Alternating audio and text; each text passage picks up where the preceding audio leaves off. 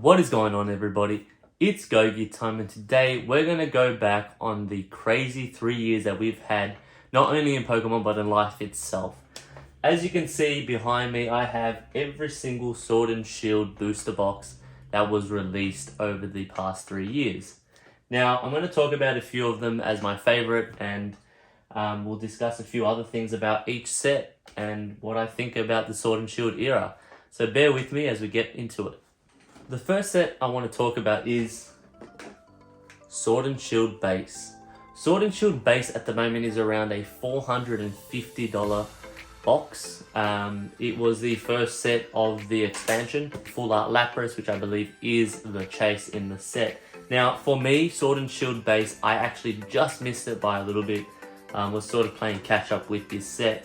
So I don't know too much about it, but I do know that this is an incredible set that will definitely have a good future. And the main Pokemon of Sword and Shield, the two Pokemon, was Zacian and Zamazenta.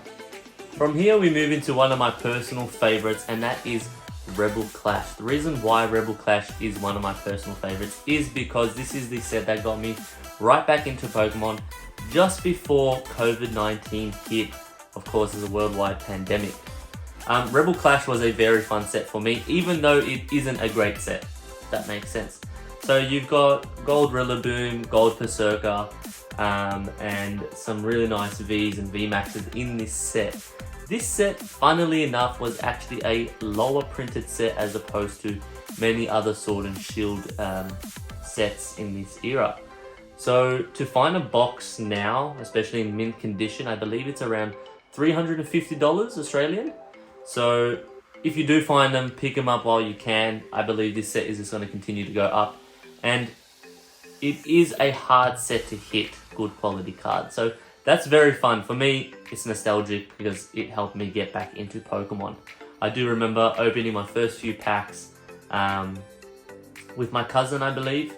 We were just going to do 2 packs per week or per fortnight. And then that moved into much bigger and better things, that's for sure. So Rebel Clash, Darkness Ablaze. This is where we got our world famous Charizard VMAX. I believe the first ever Charizard VMAX to be made.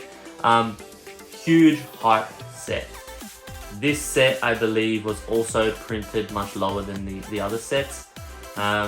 But it was full of hype. I mean, myself, I was into the hype. But an incredible set. There's some really nice Pokemon. You got Intonatus, you got Centiskorch, and of course you got my personal favorite, the Charizard VMAX. I believe this box is around $200 to $250 in the current market, and I'm saying these in Australian prices. Next up, we have Vivid Voltage, the Pikachu set, the very fun set, especially for the little ones, and of course us, the big ones. Vivid Voltage, where do we start? Pikachu. We have a pink Full Art Pikachu. We have a Rainbow Pikachu, a V, a VMAX Pikachu. We had amazing rares introduced in the Vivid Voltage set. Incredible set. I believe it has a great future. However, they did reprint it not long ago, so you can still get boxes around the 180 to 200 Australian dollar mark. The other thing that came with Vivid Voltage was a Charizard pre-release, and that was in the Build and Battles. A Snorlax pre-release and a Lugia pre-release, which were very big cards at the time. I remember I graded 3 Charizard pre-releases from Vivid Voltage, and I sold them each for $650, and now they're around $250, $300. So that's what happens with hype, and if you're new in the Pokemon world, I hope this video is quite helpful for you. So Vivid Voltage is a very fun set. I think it became somewhat of a fad that we had it, and now it's not so, looked for at the moment. So, and I will get into reasons why in the later sets. That was Vivid Voltage for you. Here we got Battle Styles, and I will say this is probably my least favorite set in the Sword and Shield era. Although there are some amazing Pokemon, and one of them being the, we call them the Drunk Tyranitar, or the Overly Fed Tyranitar. It's an alternate art. This is where we did get our first alternate arts Funnily enough, the only good one is the Tyranitar. However, the Urshifus are incredible. Like, I love them. The Empoleon alternate art, which I graded myself, pulled myself, got a PSA 10 in that. So I love them. Incredible. But there isn't a lot of people behind Battle Styles. Maybe it will have its day, maybe not. At the moment, you can pick up these boxes for around $160, $150. But I think that price might slowly go up. So let's see it. I'm watching it. I don't know. I'm on the fence with Battle Styles. Next one is one of my personal favorites. As I said, one of my personal favorites, Chilling Reign. Reason why is it's probably the hardest set for me, personally. I'm chasing the gold Snorlax. I've been chasing him since day dot of this set. I'm chasing the birds. I did hit the Moltres in one of my first ever openings, so I was happy with that. Articuno alternate art, Zapdos alternate art, beautiful cards. Another set I think is actually slowly seeing its rise now as we speak. Now you can pick up a case for around 1,100 Australian dollars, bringing boxes to around 170, I think. My maths could be off. Maybe it's asterisks in the video. But incredible set. I don't know why there wasn't a lot of hype for this. It could be because of the next set I'm about to show you, but I love it. I've always loved it since day one. There could even be a Snorlax in here, but I can't open it. This is my pride and joy, as are all these other boxes behind me. Chilling Reign, a sleeper, I would say. Boom, we have Evolving Skies. Now this is the big boy. This is the set of Sword and Shield, and that's for many. For me, this is my second favorite set in the Sword and Shield era, and we'll get to my favorite set soon. Evolving Skies, what can I say? This was an overnight boom. We were opening these boxes for around $170. Willy-nilly, not even worrying. And the next minute, Umbreon just shooting for the stars with regards to the price. I believe I sold a raw Umbreon for around $500, I think. Can't remember. But you've got some of the most amazing cards in this set. Rayquaza Ultra, Umbreon 2 Alt Arts, 2 Flareons, you got 2 Leafeons, you got so many incredible cards. Duraludon, Sylveon, and all the Evolution. This is the Evolution set. This box is around 450 Australian dollars, slowly creeping up. We have no idea if there's going to be another reprint. If there is, that would be shocking.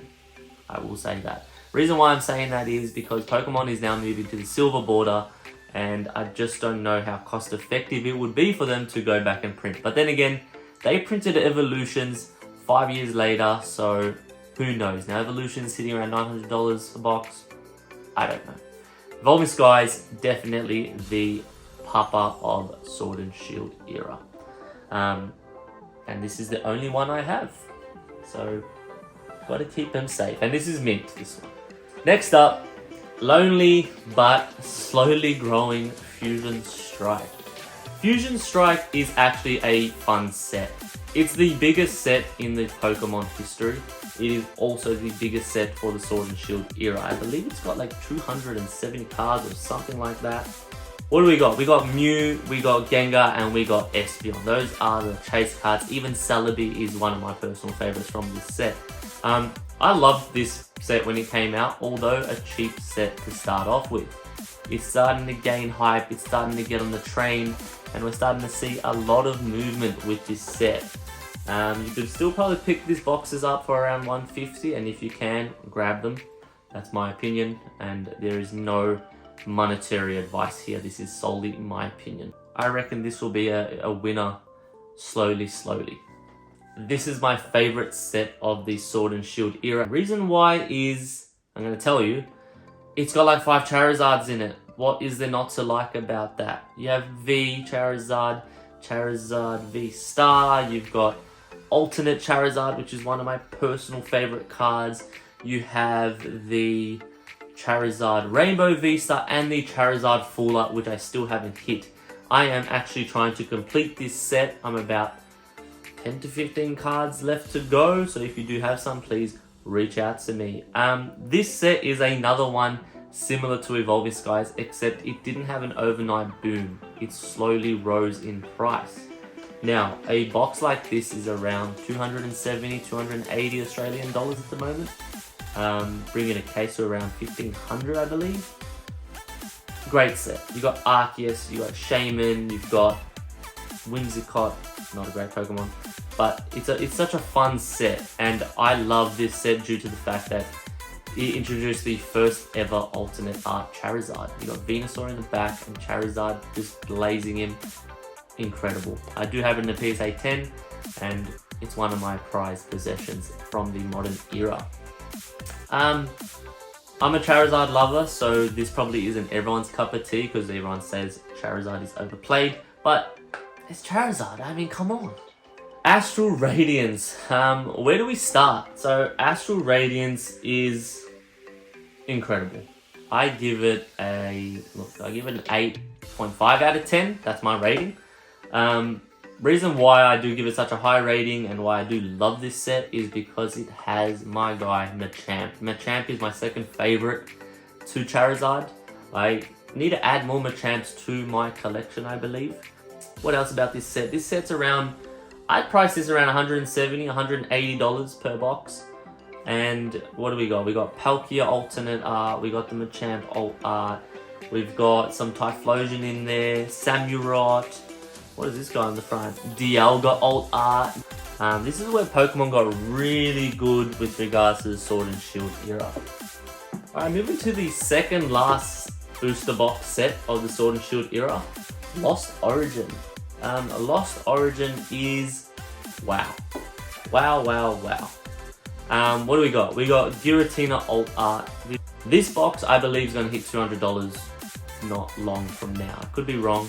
But it's just such a good set. Everyone loves it. Everyone enjoys it. We again have Radiant cards in this set. We have alternate arts in this set. We got amazing secret rares. The gold Giratina V-Star. Love that card. So that's Lost Origin for you. And last but not least, we have Silver Tempest. This is where we got the Lugia alternate art. This set only has 4 alternate arts in it. Like I said, Lugia, Regidrago, Unknown, and a Skuntank. Unknown and Lugia being the big ones, I believe. Incredible set. Lugia is still a $300 card raw. In the PSA 10, I have no knowledge on it, but I wouldn't say anything less than $700. No way. We had Vulpix being one of the other mascots in this set. It's incredible. It's the most recent Sword and Shield booster box set. It sits around $165 to $170 for a box, and this is going to be a big one, guys. I believe this was printed not as much as many other sets, like Chilling Reign, like Fusion Strike. They were overly printed, but Silver Tempest not so much. So keen to see where this goes. Now, one other thing I do want to say about the Sword and Shield era, and this will be my closing statement, if you must say. Sword and Shield brought back a ton of collectors. We're talking people had nothing to do with their lives due to what was occurring, and we found our Pokemon. And you can see I've got my old base set cards with me still. It's gonna be something that I believe will have huge future nostalgia for me, for many other people that got in during COVID lockdowns. It was a very difficult time for everybody. Now, Pokemon is an incredible product. It has an incredible way of bringing people together and making people enjoy their lives. So for me, I'm going to be here opening Pokemon for a very long time. So I hope you guys enjoyed this video. I hope you enjoy my content. This was more of a informative video. And yeah, let me know in the comments what you think is your favorite 5 sets from this era, and I'll be responding to you guys. For now, happy collecting.